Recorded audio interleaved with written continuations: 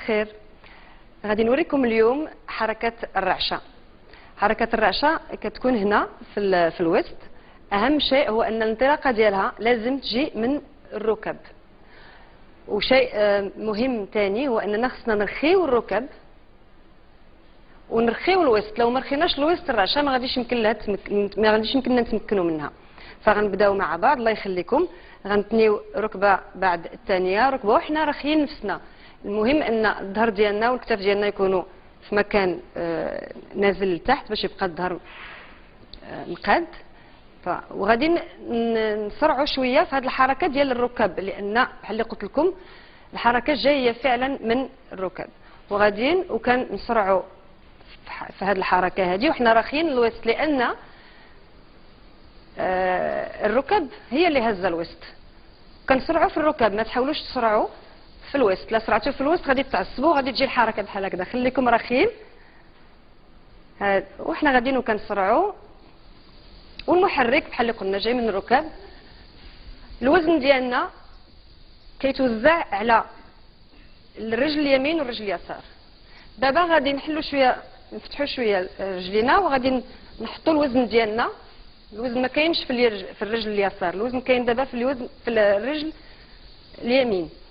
ومن بعد غنحولوه لليسار لليمين، وهذا كيعطينا الشكل الثاني كانها حركه جديده. ونزيدوا عليها نضيفوا عليها حركه 8 كنسميوها لو 8 في اسلوب الرقص. 8 للوراء، فعندنا 8 للقدام وعندنا 8 من فوق لتحت. دابا خلينا في 8 للوراء. كيمكننا نضيفوا هاد حركة الشيمي بالانجليزي او ترومبلومون بالفرنساوي او الرعشة بالعربي. نضيفوا عليها حركة الجمل، لو شامو، لو موفمون دو شامو. عندنا كذلك لو با دو شامو، لكن بما اننا واقفين في مكاننا ما هوش با دو شامو، هو حركة الشامو، الجمل. حركة الجمل خصها وقت كبير باش تشرح في حصة ثانية ان شاء الله. المهم هي من الوراء الى القدام، من الوراء الى القدام. حنا غناخذوها من جنب باش نعطي واحد الشكل فني. ويمكننا نضيفوا عليها حركة ذراع، ماشي هاد الذراع اللي غنغطيو هذا. ديما تفكروا في المتفرج يا في المسرح يا في التلفزيون، ديما تكونوا ما تعمرك تغطي وجهك. وغادي نضيفوا الشيمي، غادي نضيفوا الرعشه. طيب دابا غادي نديروا واحد التشكيله مع بعض الا سمحتوا. غنبداو بحركه الجمل والرعشه وغنحسبوا 4 times. اوكي، 1 2 وراء، 3 وراء، 4 وراء. هنا قفلنا هاد الحركه. دابا غادي نديروا حركه الرعشه وحنا كنطلعوا الوسط الجنب اليمين ومن بعد الجنب اليسار، الجنب اليمين ومن بعد الجنب اليسار. منين كيطلع الجنب اليمين او الجنب اليسار اللي كيطلعوا انني كندفع بالمشط، كندفع الارض وكنرفع الجنب اليمين ومن بعد غنعاود نطلع لو تالون وندفع الجانب اليسار للقدام ونرفع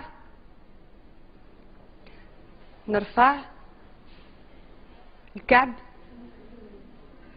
وندور الجنب اليمين للقدام ونرفع الكعب وندور الجنب اليسار للقدام. فهذه الحركة هي فيها تشكيلات كثيرة. يمكن نديرها سريعة، يمكن نديرها بطيئة. ملي كتكون بطيئة كتكون كبيرة، ملي كتكون سريعة خصها تكون صغيرة قريبة من الذات. يمكن لي نضيف عليها الرعشة. فاحنا كنقترح عليكم ديروها بهذا الميزان الآتي. غنديروا 1 بطيء، 2 بطيء، 1 2 3. غنبداو 1 2 3 4. اليمين 1 2 1 2 3. هنا سالينا الحركه الثانيه. غندخلوا في الحركه الثالثه. حنا رافعين المشط، حنا رافعين الكعب. غنديروا 1 2 اللي هو حركه اليمين للوراء، حركه 8 للوراء. 1 2 بطيء. هذاك شفنا البطيء. دابا سريع. 1 2 1 2 1 2 وانتهينا. كنقترح عليكم نديروا هاد التشكيله هذه مع الموسيقى.